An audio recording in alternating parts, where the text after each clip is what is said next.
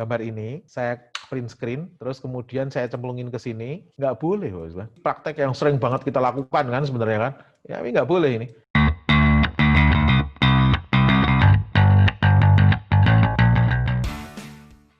Bismillahirrahmanirrahim. Assalamualaikum Halo warahmatullahi Pak Adi. wabarakatuh. Kelanjutan dari yang kemarin kita diskusikan. Kemarin kita sudah diskusi 1, 2, 3 ini, Bapak sekalian. Nih, 1, 2, 3 ini. Makanya ini nanti saya recap sedikit, Bapak sekalian, cepat karena kita konsentrasi kita mau ke literatur sama penulisan sebenarnya hari ini. Plus nanti benar-benar psikomotorik penulisan ya, Bapak sekalian, saya ajarkan pakai Microsoft Word gitu ya. Terus kemudian kita pakai Mendeley, paper-paper yang sudah kita download. Nah, ini kemarin tugas yang sebelumnya teman-teman download paper gitu ya sesuai dengan topiknya, baru kemudian kita cemplungin ke Mendeley, terus kemudian kita mulai nulis gitu sebenarnya. Saya sampaikan bahwa riset itu agak sedikit beda dengan yang kita pahami sekarang. Kalau kita pahami sekarang riset itu saya nemukan masalah dari sekitar, oh enggak. Riset itu nemukan masalahnya dari paper. Orang sudah menemukan pemecahannya bahkan gitu ya.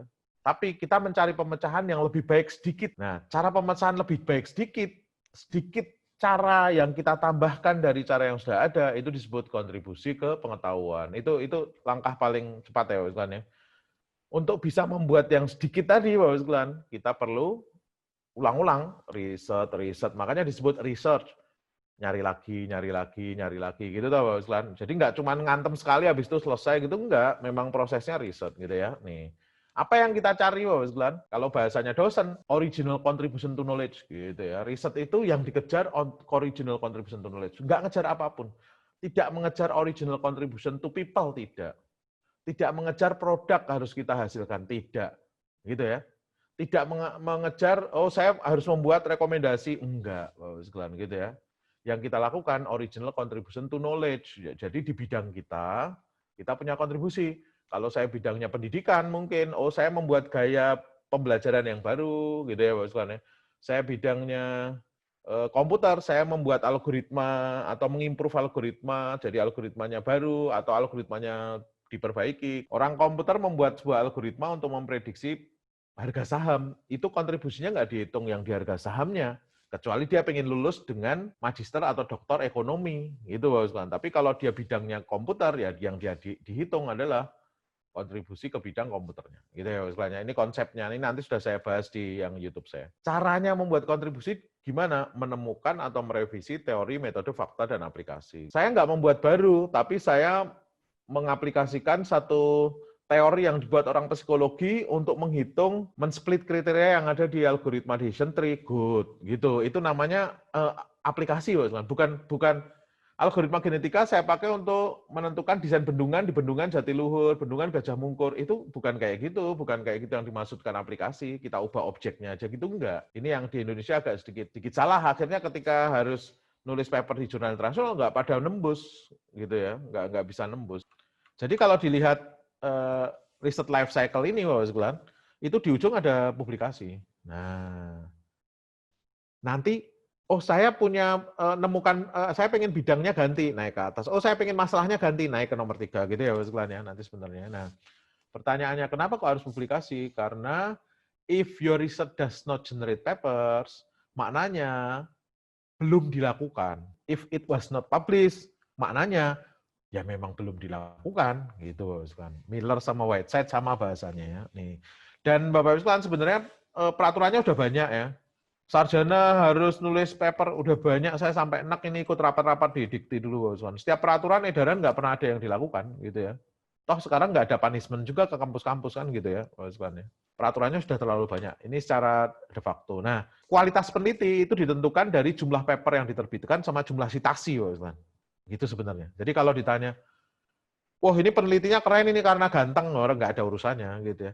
Penelitinya keren ini karena penjualan textbooks-nya terkenal, nggak dihitung itu. Penjualan textbooks itu nggak dihitung sebagai kualitas peneliti. Makanya Philip Kotler, it's a brilliant man ya, dalam penulisan textbooks, tapi bukan yang paling advance, bukan yang paling keren ketika di penelitian, gitu sebenarnya Bapak sekalian.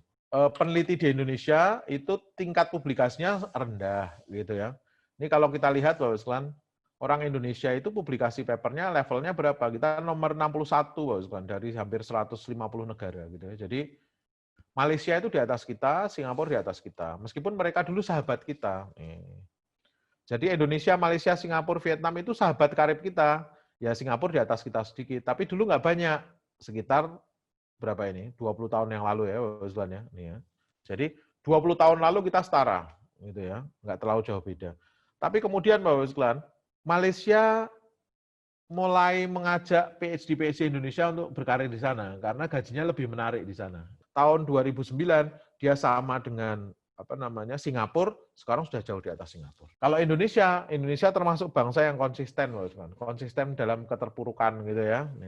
Dan kita punya sahabat karib namanya Vietnam gitu ya. Kita naik dia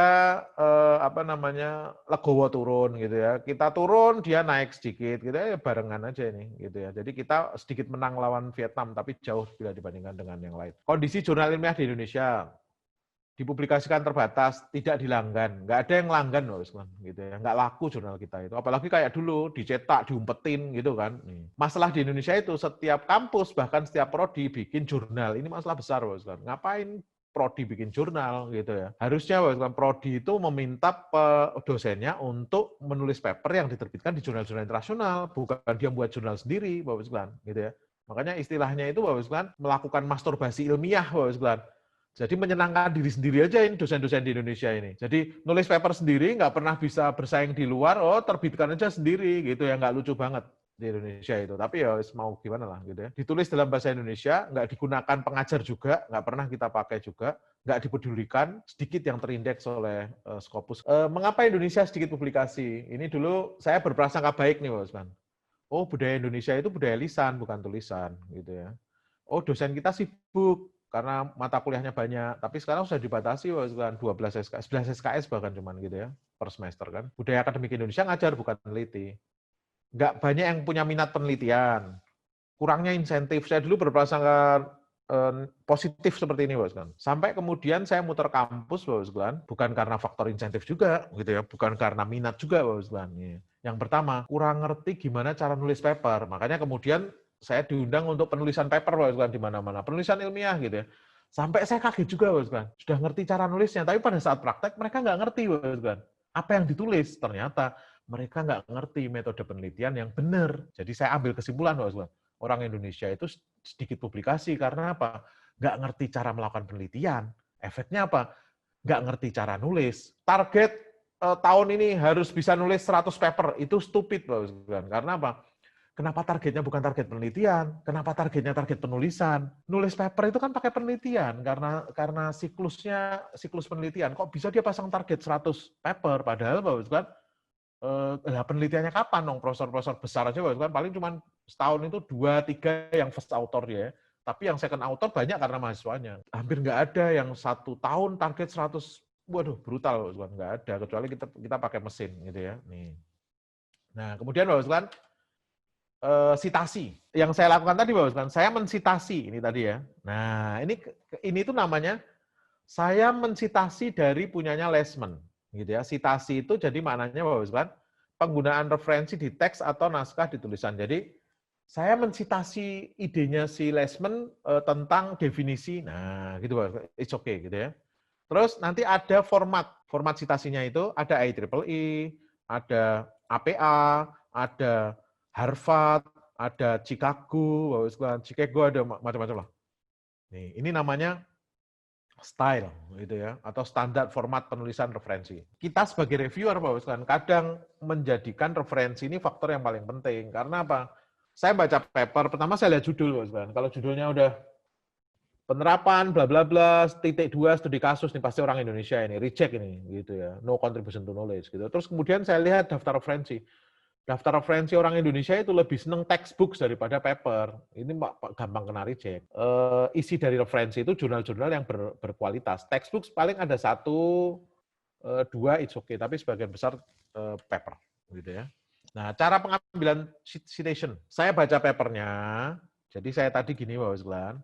Saya baca papernya si misalkan, nah ini sebenarnya conference nih.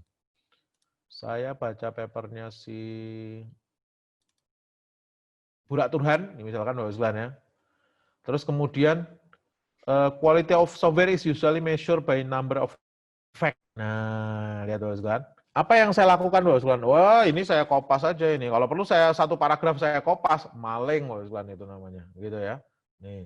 Jadi begitu saya ambil satu paragraf kayak gini udah pasti itu maling. Meskipun citasinya saya tunjukkan nggak bisa Bapak sekalian. Nah, ide ini yang mau saya ambil. Burak Turhan ini yang ngomong Bapak sekalian bahwa quality of software is usually measured by number of defect in the final product.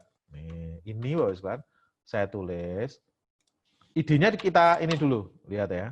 Kalau saya apa adanya kayak gini Bapak sekalian, sebenarnya ini harus saya kasih tanda kutip. Nih, tanda kutip kayak gini Bapak sekalian. Karena apa? Ini masuknya di kutipan. Nih ya, lihat. Jenisnya ada 4. Kutipan. Kata-kata yang diambil persis sama dengan yang ditulis. Kutipan. Cara paling selamat, parafrase. Pak, kalau pengen rumit, ringkasan atau evaluasi. Nah, parafrase ini Bapak sekalian, kalau bahasa Indonesia gampang ya. Nih. Kalau kita sebagai orang asing nih kita pakai bahasa Inggris gitu ya. Nih. The measurement of Bapak sekalian. Software quality, lihat maknanya sama, nih. Tapi parafrase ini namanya, gitu ya. Nih ya, saya gedein ya supaya kelihatan ya. Idenya dari sini nih. Nah, ini saya ambil nggak apa-apa. Loh, gini Bapak sekalian. Ini namanya saya sudah melakukan parafrase, gitu kan. Ini nanti saya kutip tadi punyanya Burak ya. Ini saya insertion. Burak Turhan. Ini di sini saya oke. Bleng, muncul di bawah dia Burak Turhannya. Oh, ini Bapak sekalian.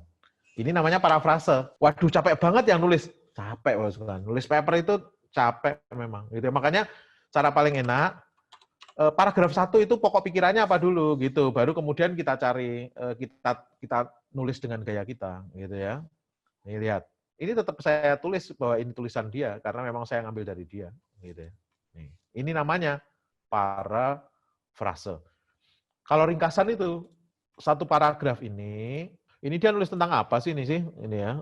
Testing itu hanya dapat 50%, bla bla bla bla bla bla bla bla bla. Oke, nah ini nanti semuanya saya rangkumkan, saya buat ringkasannya di sini, saya refer ke Burak Turhan tadi. Ini juga oke, gitu ya. Kutipan, parafrase, ringkasan atau evaluasi. Evaluasi itu Bapak sekalian, contoh. Menurut Lesman, bla bla bla bla bla bla bla bla. Pendapat ini tidak tepat ketika kita terapkan. Loh, ini mulai Bapak sekalian. Ini yang mana itu? Nah, Lesman-nya saya kutip di sini. Ternyata yang di atas ini. Gitu ya. Nih. Pendapat Lesman ini tidak tepat ketika kita terapkan pada bla bla bla. Nah, ini masuknya ke nanti evaluasi. Komentar, setuju atau tidak setuju gitu ya. Atau ketika saya tulis di bagian belakang paper saya, gitu ya, hasil penelitian ini, gitu ya, Song, gitu ya, yang menyatakan bahwa tidak ada satupun algoritma yang berbeda signifikan dengan yang lain, misalkan gitu ya. Ini juga bisa. Ini bentuknya evaluasi gitu. Nah, hati-hati Bapak sekalian, ada beberapa organisasi yang membuat peraturan citasi ya, nggak boleh melebihi 250 kata. Ini maknanya bahwa jangan maling ini 250 kata ini banyak nih Bapak sekalian, berapa paragraf ini gitu ya. Atau 5% panjang tulisan untuk artikel jurnal. Menyebut sumber dari mana kutipan dan parafrase. Saya Bapak sekalian nggak bisa ngambil kayak gini Bapak sekalian. Ini ya. Ini misalkan, ini nggak bisa, saya gambar ini loh, gambar ini saya print screen, terus kemudian saya cemplungin ke sini, nggak boleh, praktek yang sering banget kita lakukan kan sebenarnya kan, ya ini nggak boleh ini, terus kita kasih apa, kayak gini nih saya harus izin ke bukan hanya penulisnya, saya harus izin ke publishernya, jadi saya harus izin ke Science Direct, karena distribusi paper ini beserta kontennya itu ada di Science Direct, bukan lagi di Mantas. Saya dapat izin dari Mantas pun, dia kalau Elsevier nggak ngizinkan nggak akan bisa. Gitu ya. Makanya apa yang kita lakukan, padahal saya pengen ngambil banget nih gambar kayak gini. Digambar ulang, pakai Microsoft Visio, digambar ulang, nggak harus persis. Setelah itu kita tulis di sini, siapa tadi namanya? Lantas, nah kayak gini. Ini misalnya. Oh, gini nanti. Ini yang bisa kita lakukan, gitu ya. Tapi usahakan, pokoknya jangan print screen ya, Bapak sekalian ya. Sudah banyak yang terkena tuntutan ya, gara-gara print screen. Gitu ya. Konsep dasar penulisan, kutipan itu tidak berarti bahwa satu paragraf kita kopas. Praktek seperti ini tetap disebut plagiarisme, meskipun referensi disebutkan. Kutipan hanya untuk hal penting dalam paper. Segala kalimat yang tidak merujuk. Jadi kutipan itu bukan pada suatu hari ada seorang bapak, itu gaya ini, gitu ya. Atau saya ambil, internet sudah menerjang kehidupan masyarakat sampai ke pelosok-pelosok, oh itu saya ambil, salah, gitu ya. Yang saya ambil itu apa? Lihat, cara saya mengutip ya.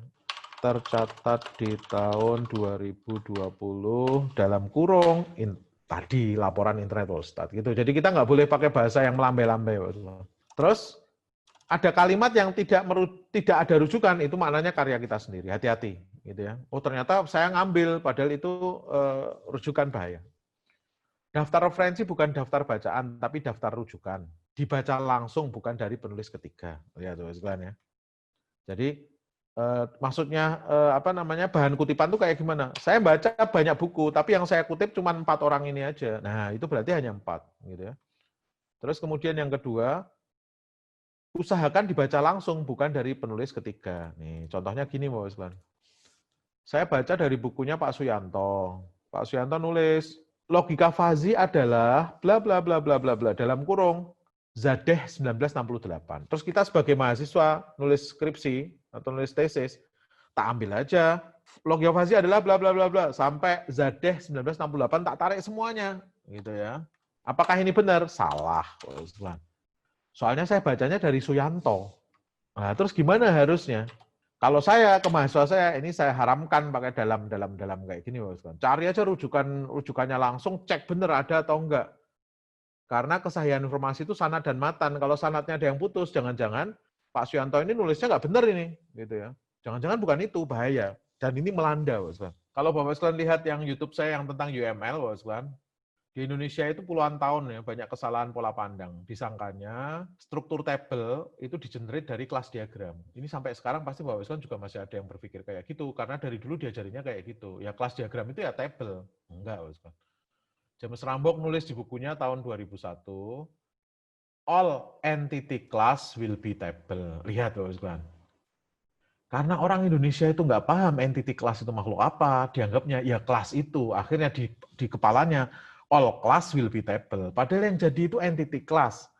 Sampai kemudian era MVC datang, model view controller datang, orang paham, oh ternyata hanya entity class yang jadi table ya. Loh, karena hanya entity-nya dari boundary control entity itu, bukan semuanya jadi table gitu. Ini kesalahannya mendarah daging sampai ke semua tempat, gitu ya. Ini salah satu contoh. Makanya usahakan cari rujukan utama, cek bener gitu ya.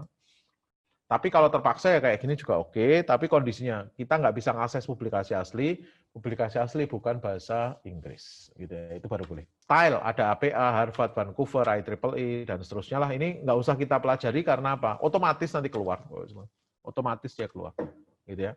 Tapi untuk dipahami stylenya, ada APA, ada, dan seterusnya, gitu ya. Nah, sekarang Bapak sekalian, gaya penulisan ilmiah itu terpola. Polanya, masalahnya tulis di introduction, literatur review-nya tulis di bab 2, gitu kan. Cara saya melakukan penelitian, itu kalau orang Indonesia, riset metode atau riset metodologi ada di bab 3. Kadang kalau di luar negeri pakai eksperimen setting, bisa juga, nggak ada masalah. Atau metode gitu juga oke. Hasilnya ada di bab 4, tarik kesimpulannya di bab 5. Gitu ya. Ini nggak harus saklek kayak gini, Bapak. Misalkan ternyata hasil saya banyak, itu boleh aja 3, 4, 5, 6, kayak nanti Bapak sekalian lihat disertasi saya, di bagian folder itu ada disertasi, saya berikan ke Bapak sekalian, itu paper pertama saya masukin jadi bab 4, paper kedua saya masukin jadi bab 5, dan seterusnya. Gitu ya, nanti di sana ada. Nih, tapi cara nulisnya kayak gini, baik paper, tesis, disertasi, skripsi, kayak gini. Judul itu usahakan nggak lebih dari 12 kata, nggak ada singkatan, nggak ada yang redundant. Redundant itu contohnya, penelitian tentang buang, penelitian tentangnya buang, studi tentang buang, itu langsung aja to the point, seperti yang tadi saya contohkan di depan ya, ini contohnya yang paling penting itu, tadi di depan sudah saya sebutkan bahwa objeknya itu, objek datanya itu opsional, tapi kalau objeknya itu berupa algoritma kalau orang komputer berarti dia oke harus datang gitu ya. Ini kayak tadi ini sudah kita bahas sih tentang judul gitu ya. Ini tadi yang di depan, nggak ada masalah. Penulis nggak pakai gelar akademik, ini Indonesia ini amazing ya, ya. Gelar ditaruh di KTP segala macam. Padahal di KTP itu nggak ada kolom gelar loh, adanya nama loh, adanya nama gitu ya. Nih. Jadi harusnya nggak perlu. Termasuk ketika kita publikasi paper, gelarnya nggak usah ditulis. Para profesor-profesor, para dokter-dokter juga nulis nggak pakai gelar. Tapi kalau kita mau masukin biografi of author, itu masukinnya di belakang. Ada biografi of author cerita, gitu ya. Nih. Biasakan bahwa gelar itu nggak kita seret kemana-mana ya, nggak kita tulis di mana-mana, gitu. Abstrak itu nanti ada polanya, Bapak. Pertama, abstrak itu cukup baca abstrak, saya tahu isinya apa. Gitu. Abstrak itu bahasanya lugas, cerita tentang masalah penelitiannya apa, metode yang kita usulkan apa, hasil penelitian kita kayak gimana. Abstrak itu modelnya satu paragraf, dikasih kata kunci 3-5 supaya kalau orang nyari ketemu kata kunci itu, gitu ya sebenarnya. Kata kunci dari paper saya itu apa nanti di sana. Nah, Newman membuat pola pembuatan abstrak. Polanya itu kayak gini. Nah, kalau saya bahasa Indonesia kan kayaknya saya sudah bahasa bahasa Indonesia nih. Nah, gini Bapak. Ngikutin proforma abstrak yang dibuat Newman ya. Pada proses XYZ ada beberapa masalah yang muncul, yaitu masalah ABC yang membuat proses XYZ tidak efisien. Masalah ABC akan diselesaikan dengan metode DEF yang terbukti efisien digunakan pemecahan masalah yang lain, termasuk salah satunya yang proses XYZ ini. Hasil penelitian menunjukkan bahwa metode DEF berhasil meningkatkan efisiensi sebesar X% apabila diterapkan pada memecahkan masalah ABC pada proses XYZ. Lihat, Bapak. Jadi kayak gini nih kalau kita kasih judul, XYZ itu prosesnya, masalahnya ABC, solusinya DEF. Gitu tuh, Bapak. Makanya penerapan DEF untuk memecahkan masalah ABC pada XYZ. Itu nanti judulnya. Simple. Nih, cara membuat abstrak kayak gini, to the point, satu paragraf. Gitu ya. Ya, nggak ada masalah ya. Ini kalau bahasa Inggrisnya proforma abstrak kayak gini. Tapi sama persis seperti tadi. Pendahuluan, latar belakang masalah, identifikasi, kalau mau pakai RP tadi saya kasih identifikasi masalah, RQ itu rumusan masalah, RO itu tujuan penelitian, ada satu lagi manfaat. Nah, manfaat ini yang kemarin sudah saya sebut, Bapak sekalian.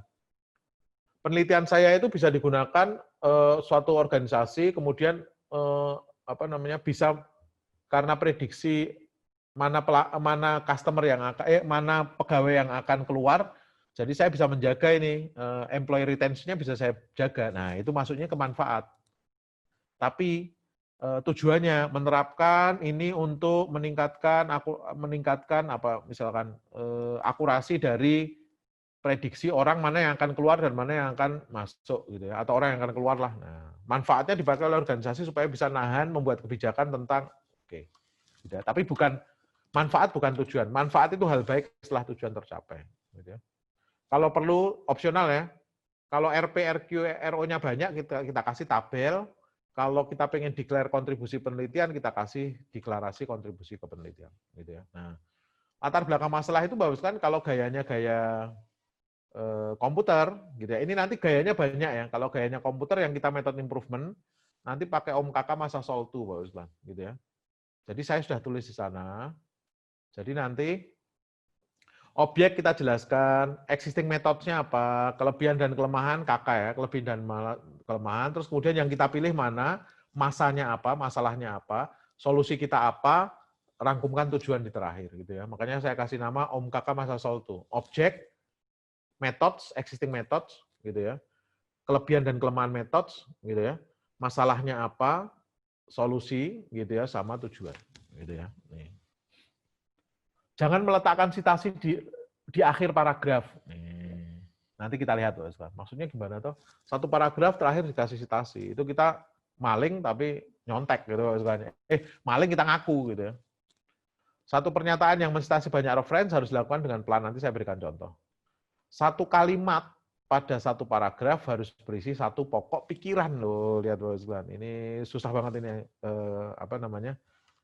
Pokok pikiran dalam paragraf itu diajarkan kelas 6 SD, masuk di ujian nasional kelas 6 SD ya Bapak sekalian ya. Please. Ini saya terkaget-kaget ketika harus bimbing mahasiswa MKOM yang dia paragraf itu nggak tahu mana pokok pikirannya, Bapak sekalian. Gitu ya. Mana pokok pikiran paragraf itu nggak tahu. Ini mau nulis tentang apa sih Mas? Gitu ya. Dia nggak tahu gitu. Antar paragraf harus dibuat mengalir, termasuk antar kalimat harus dibuat ada kohesinya, gitu ya. Nah, lihat nih Bapak sekalian. Coba sekarang latihan Bapak sekalian. Ini dibaca menurut Bapak sekalian mana pokok pikirannya. Yuk, coba. Decision tree algoritma klasifikasi yang sering digunakan punya struktur sederhana dan mudah diinterpretasikan.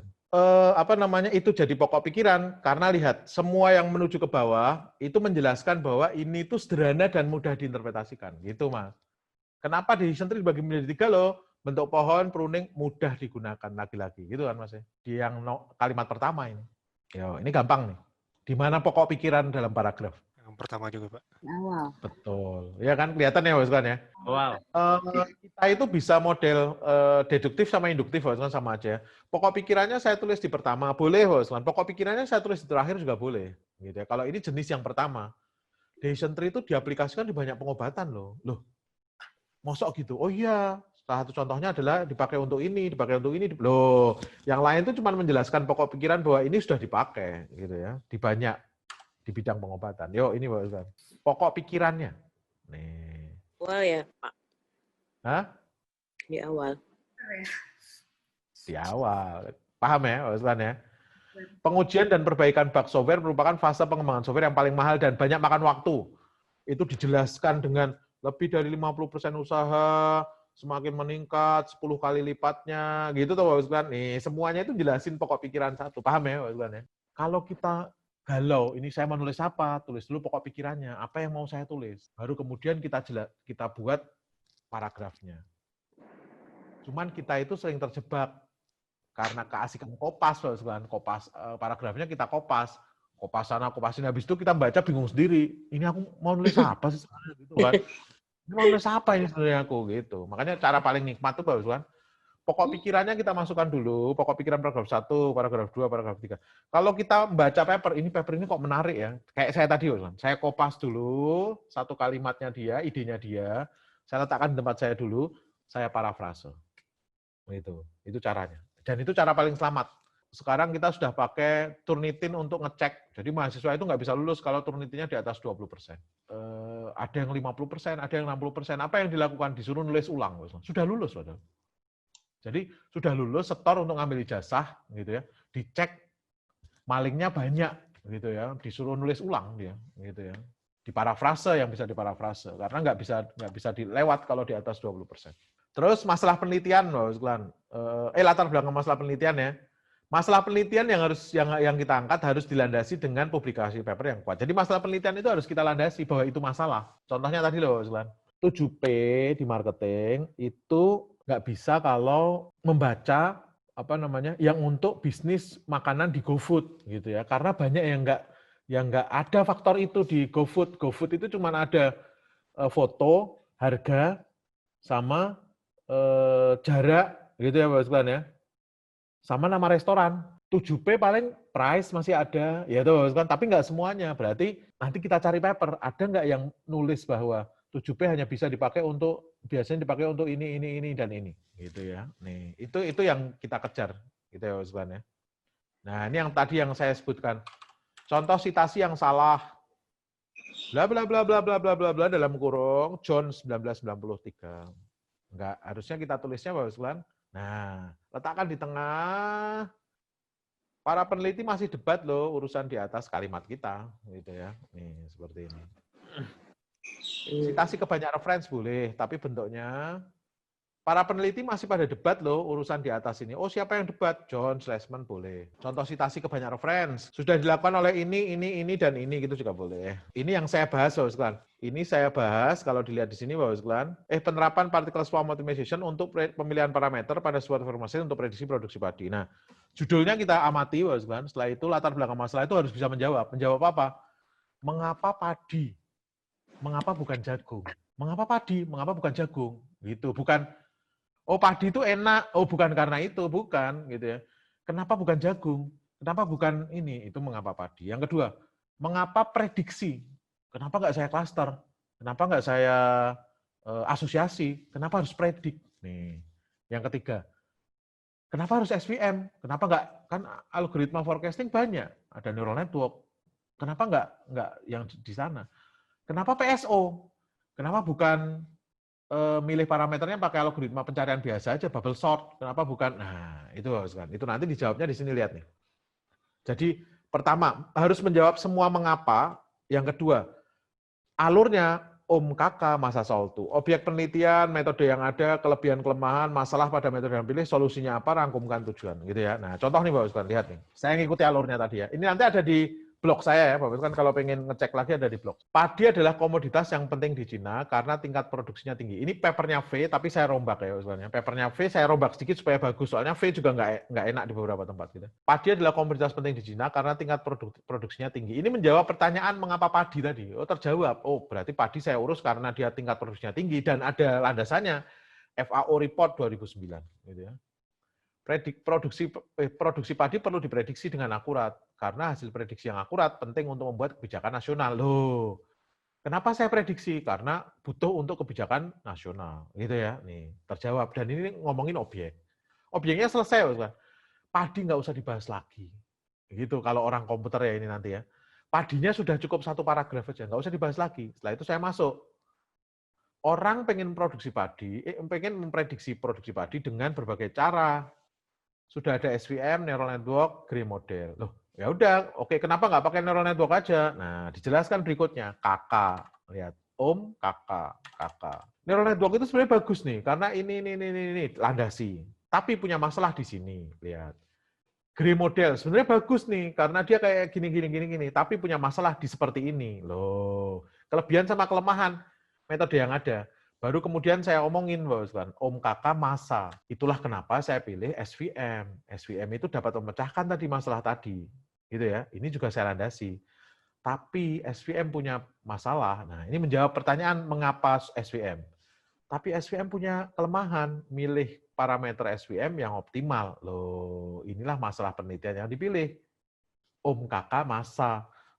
Saya solusinya apa? PSO. Loh, kenapa pakai PSO? Oh, ada landasannya juga. Nih, ini menjawab kenapa PSO. Di paragraf terakhir dirangkumkan pada penelitian ini particle swarm optimization akan diterapkan untuk bla bla bla. Loh, lihat Bapak. Nanti kalau ditanya, jadi masalah penelitian itu merangkumkan yang ini latar belakang masalah ya Bapak.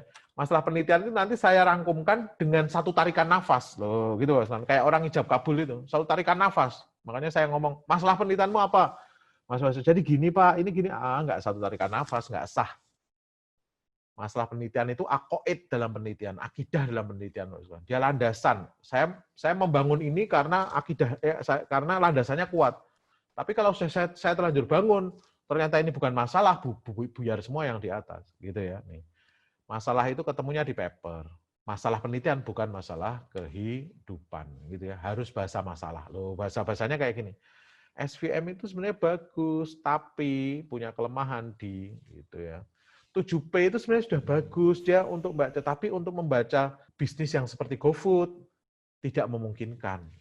Atau masih kekurangan parameter. Dosen ngomong bahwa you can use how does, what untuk research question, but not how to. Bukan how to. Orang Indonesia terbalik, orang Indonesia semuanya pakai how to. Orang komputer semuanya pakai how to. Bagaimana cara mengintegrasikan, bagaimana cara mengembangkan, itu nggak boleh sebenarnya jadi masalah penelitian. Nggak boleh jadi rumusan masalah. Nggak boleh jadi research question. Research question itu pengganti hipotesis. Gunakan kalimat tanya, ini akan dijawab nanti tarikan kesimpulannya. Dijawab eksperimennya di bab 4, tarikan kesimpulannya di bab 5. Kalau banyak, pakai poin-poin. Gitu ya. Jumlah eksperimen sesuai dengan RQ-nya nanti. Gitu ya. Research question itu kalimat tanya, jumlah eksperimennya sesuai. Seberapa tinggi? Apakah boleh pakai, bagaimana? Boleh. Bagaimana peningkatan akurasi metode SVM apabila PSO diterapkan? Tapi juga boleh. Seberapa meningkat? Boleh. Seberapa tinggi? Boleh. Berarti kalau seberapa tinggi berarti akurasinya seberapa persen. Tapi kalau Bagaimana peningkatan? Berapa persen peningkatannya gitu. Tergantung kalimatnya mau kita set seperti apa. Research question itu mirip dengan judul ya. Iya mirip dengan judul Bapak Sekalian, tapi pakai kalimat tanya. Riset objektif juga mirip dengan judul, tapi kalimatnya kalimat tujuan, gitu ya. Menerapkan ini untuk ini. Kalau manfaat itu hal baik setelah tujuan tercapai, gitu ya. Manfaat itu hal baik setelah tujuan tercapai, bukan tujuannya sendiri kita ulang-ulang, bukan. Nah nanti Bapak sekalian, kalau banyak kita buat korelasi. Kalau ini satu nggak perlu korelasi lah. Kalau banyak saya buat korelasi. Satu RP diselesaikan 3 RQ gitu ya, itu biasanya saya buat korelasi pakai tabel. Tapi kalau cuma satu gini, saya enggak. Literatur review ini ada dua, seperti saya sebut. Kalau yang tradisional, ya biasa aja. Related research sama tinjauan pustaka biasanya orang kayak gitu. Tapi kalau saya buang semua ini, saya nggak pakai lagi. Sejak 5 tahun lalu, saya minta mahasiswa saya untuk membuat sistematik literatur review. Gitu ya. Jadi nanti formatnya, introduction, review method itu protokolnya, hasilnya. Jadi 2.1 introduction, 2.2 review method, 2.3 result and analysis. Setiap bab saya kasih introduction sama summary ya. Setiap bab saya kasih introduction sama summary. Gitu ya. Jadi bab 2 mulai 2005 kalau mahasiswa bimbingan saya minta mereka bikin SLR. SLR itu nanti kemas jadi paper, submit ke jurnal. Makanya S2 itu bisa punya publikasi paling enggak dari sistematik literatur review gitu. Jadi sistematis. Jadi sebenarnya kalau mau jujur S2 itu nggak perlu nunggu 2 tahun, 1,5 tahun itu juga udah bisa lulus gitu ya. Biasanya kan semester 3 udah pada mulai nggak ada mata kuliah gitu ya. Nah, ini oke, Pak Islan. Pokoknya yang paling penting bab 2 itu Pak Islan, apa tuh yang paling penting dari bab 2 ini? Mau pakai tradisional, mau pakai sistematik literatur review, yang paling penting state of the art methods gitu ya. Saya punya masalah penelitian. Orang-orang ini sudah memecahkan masalah ini dengan cara apa, itu yang paling penting. Tugasnya akademisi itu dapat 3 meja, dipreteli 3 meja itu. Nih. State of the art framework, karena saya pakai menggunakan istilah framework. Framework yang ada saat ini, Menzies, Leishman, sama Song. Saya gambarin Menzies itu kayak gimana. Ini bukan gambarnya dari papernya Menzies, bukan. Ini saya gambar sendiri. Supaya saya gampang membedakan satu dengan yang lain. Gitu kan. Menzies kayak gini. Song kayak Leishman kayak gini, Song kayak gini. Ini baru gedenya ya. Terus punya saya kayak gini kira-kira nantinya gitu ya. Kalau ditanya bedanya apa? Oh, ada beberapa perbedaan di feature selection, meta learning, classifiernya saya pakai 10, nggak sebanyak Leishman tapi nggak sedikit Menzies. Saya pakai parameter selector beda dengan yang lain. State of the art methods itu yang dikejar di bab 2. Bab 2 itu isinya bukan kopas dari buku, bukan. S1 dari judulnya sudah salah makanya. Sistem informasi rumah sakit untuk rumah sakit ABC misalkan gitu ya, berbasis PHP MySQL. Itu bab 2 pasti diisi. PHP adalah, MySQL adalah. Nggak peduli itu sebenarnya mau PHP MySQL. Bab 2 tidak isinya bukan what tapi why. Emang siapa yang ngomong bahwa itu masalah itu sudah dipecahkan orang dengan apa? State of the art method. Jadi state of the art problem, state of the art method, state of the art dataset. Datasetnya orang pakai apa aja, itu semuanya ada di SLR. Gitu ceritanya, Ustaz. Datasetnya orang pakai apa, punya saya bedanya di mana, seperti itu. Ini beberapa contoh yang lain lah, nanti ada di slide saya. Masalah 1, state of the art-nya apa saja, gitu ya, yang saya inginkan. Nih, masalah 2, state of the art-nya apa saja yang saya inginkan, gitu ya, yang saya lakukan apa. Caption untuk gambar itu di bawah, caption untuk tabel itu di atas. Gitu ya. Jadi gambarnya di bawah, tapi tabel di atas. Tabel 1.1 itu di atas, gambar 2.3 itu di bawah. Gitu ya. Dan tidak ada yang menggunakan kalimat gambar sebagai berikut, enggak, dipakai nomor. Gambar 2.1 menjelaskan tentang, gitu. Jadi nomor gambarnya disebut. Dan gambar itu karena dia caption, G-nya gede. Ketika nyebut gambar 2.1, meskipun letaknya di tengah kalimat, G-nya tetap gede. Gitu ya. Semua gambar dan tabel harus dinarasikan. Nah, tidak boleh gambar berdiri sendiri, nggak ada penjelasannya, nggak boleh. Gambar harus saya narasikan. Ini gambar tentang apa, ceritanya kayak gimana. Gitu. Harus dideskripsikan, harus dinarasikan, harus dijelaskan. Gambar 2.1, tabel 3.4 itu G dan T-nya kapital. Gitu ya, mengikuti caption dari gambar dan tabel. Gitu ya. Kerangka pemikiran boleh kita buat, Bapak Sekalian, untuk menjelaskan. Saya berangkat dari masalah apa. Kerangka pemikiran itu gini, Bapak Sekalian. Kerangka pemikiran penelitian ya. Saya berangkat dari masalah apa. Saya pecahkan dengan cara kayak gimana. apa yang saya ukur, kayak gitulah Bapak sekalian sebenarnya. Nah, ini biasanya kalau saya gunakan kayak gini misalkan, gitu ya. Ini V tadi. Jadi ngambil dari UCI dataset itu di atas. Jadi ada indikator, propose method, objektif itu tujuan, sama cara pengukuran. Propose method, datasetnya saya pakai ini, saya gunakan prediction algoritmnya pakai SVM, untuk parameter selection di dalam SVM pakai PSO gitu ya. Apa yang saya pilih ada di situ. Terus yang saya adjust ketika eksperimen, indikator itu yang saya adjust. SVM itu saya adjust di kernel type, iteration, terus saya lihat modelnya, akurasinya berubah atau enggak. Jadi tujuannya untuk meningkatkan akurasi, cara ngukurnya tingkat error, gitu ya. Root mean error. Sama nih, lihat nih. Kerangka pemikiran. Sekali lagi, nggak harus seperti itu. Boleh bebas, boleh bebas gitu ya. Asal menunjukkan ini saya berangkat dari apa, cara saya gimana, cara ngukur saya gimana, datasetnya pakai apa, gitu ya. Metode penelitian isinya tentang cara saya melakukan penelitian, cara saya melakukan eksperimen gitu ya. Makanya desain penelitiannya kayak gimana, tahapannya kayak gimana, itu sudah contohnya ya. Cara ngumpulin datanya kayak gimana, cara pre-processing, metode yang diusulkan, cara eksperimen, cara melakukan evaluasi, ini semuanya di bab 3 gitu ya. Jadi pokoknya bab 3 itu berisi desain tahapan penelitian gitu ya. Rencana, tahapan, tapi bukan hasil gitu ya. Hasilnya nanti di bab 4. Tarik kesimpulannya di bab 5 gitu ya. Jadi misalkan aja, ada 4 proses di bab 3 nih gitu ya. Atau 5 proses. Saya kumpulkan datanya dulu, saya pre-processing, metode yang usulkan saya sajikan, eksperimen saya kayak gimana. Jadi sekali lagi bab 3 itu tidak menunjukkan hasil. Bab 3 itu menunjukkan cara saya melakukan penelitian. Oke, ini saya lewati aja, nggak terlalu penting. Ini sebenarnya nggak usah uji kayak gini, nanti cukup diuji beda aja. Selesai kalau di engineering gitu ya. Nah, dari yang gede tadi kemudian saya detailkan, saya uji coba deh. Nih, saya uji coba, ini RQ1 misalkan gitu Bapak Iwan. Terus kemudian nanti menghasilkan paper dan seterusnya. Oke. Kalau hasil dan pembahasan dari kesimpulan dari yang kita lakukan di bab 4 saya tarik sebagai hasil kesimpulan ya. Ini 4 ya. Hasil dan pembahasan ini tadi berarti propose method terus kemudian saya eksperimenkan di bab 4 gitu ya, Saya eksperimen di bab 4 hasil saya analisis di bab 4 di bab 4.2 gitu ya.